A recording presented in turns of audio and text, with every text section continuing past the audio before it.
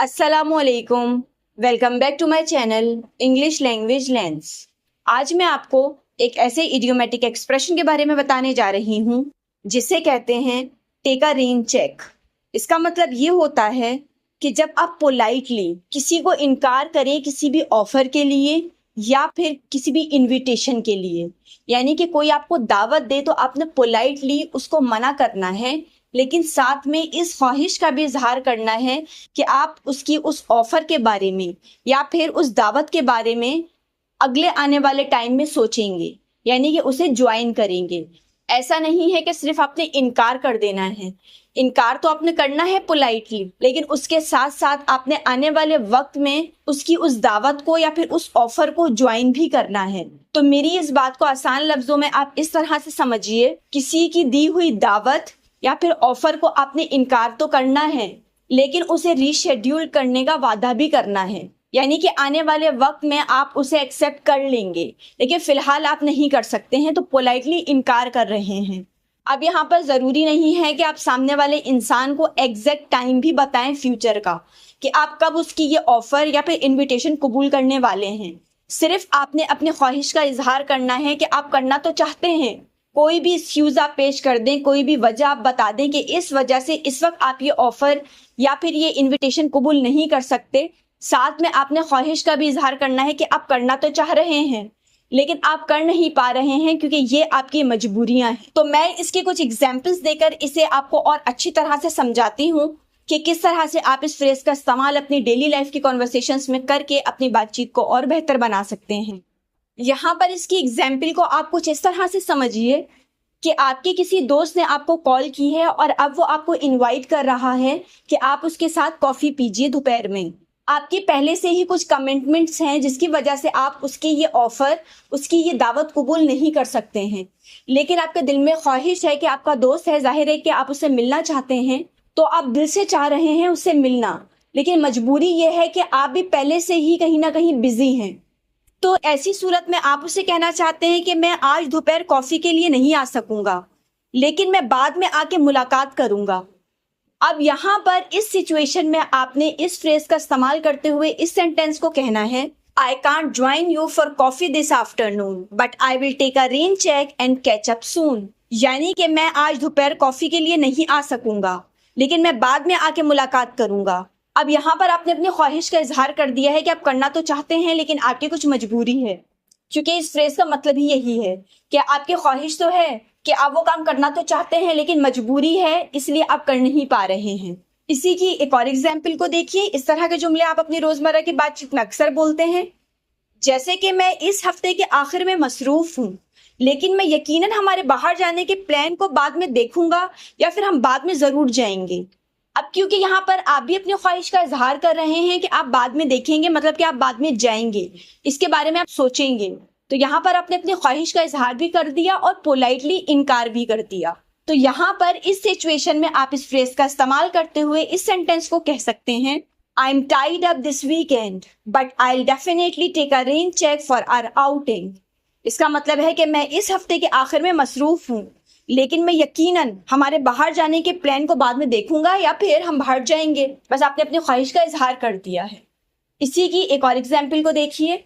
आपके कुछ दोस्त आपसे कह रहे हैं कि हम लोग सब मिलकर मूवी देखने के लिए जा रहे हैं, तो आप भी हमें ज्वाइन करें और आप भी मूवी देखने चलें। तो अब यहाँ पर आप उन्हें कहना चाहते हैं कि मैं आज रात फिल्म नहीं देख सकूंगा क्योंकि आप कहीं मसरूफ हैं या कुछ आपके अदर कमिटमेंट्स हैं।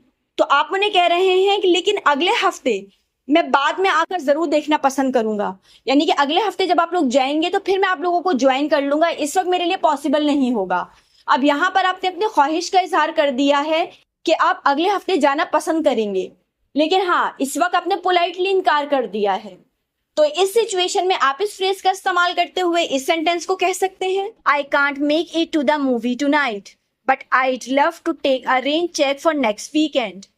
यानी कि मैं आज रात फिल्म नहीं देख सकूंगा, लेकिन अगले हफ्ते बाद में आकर देखना पसंद करूंगा। यानी कि यहाँ पर आपने इनविटेशन को पोस्टपोन करके उसे रीशेड्यूल करने के बारे में बात कर दी है।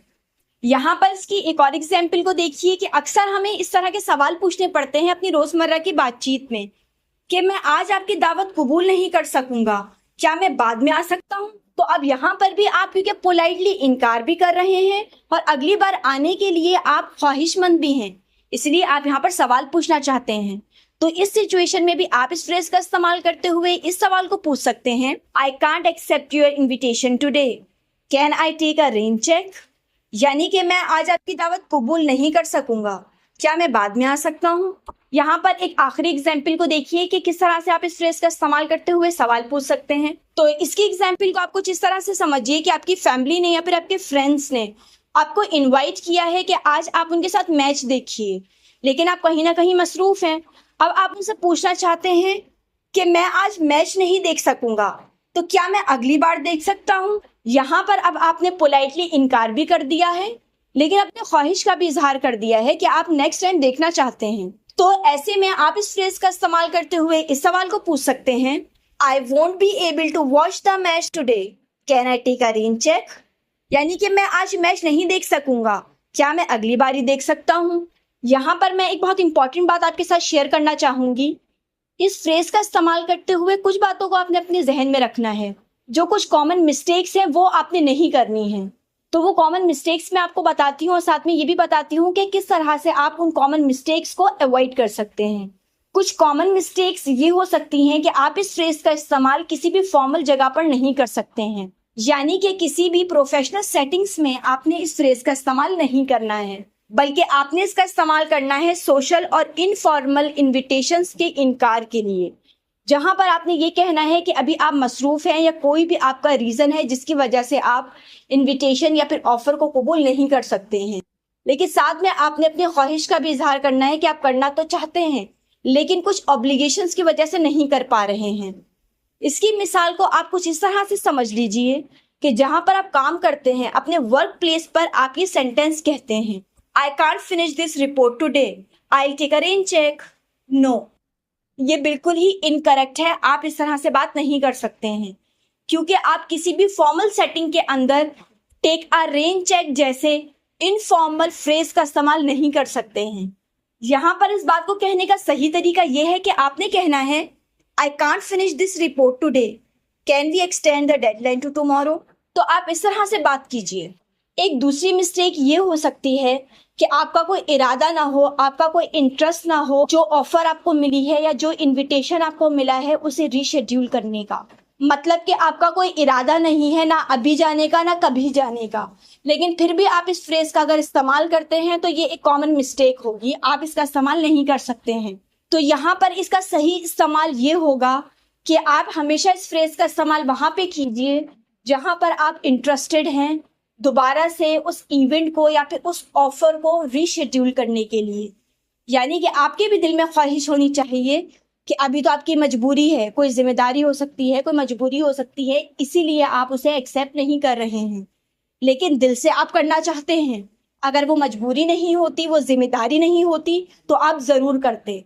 इसकी मिसाल को आप इस तरह से समझ लीजिए कि आपके फ्रेंड्स आपको इन्वाइट कर रहे हैं कॉन्सर्ट में जाने के लिए, तो यहाँ पर आप उन्हें कह दें, I don't like concerts so I will take a rain check.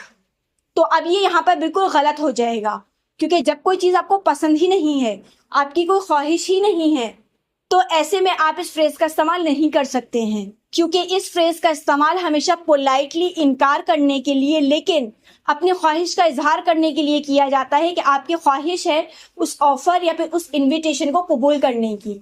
लेकिन यहाँ पर मसला कुछ ये है कि आपकी कुछ मजबूरियां हैं या कुछ जिम्मेदारियां हैं जिनकी वजह से आप कर नहीं पा रहे हैं।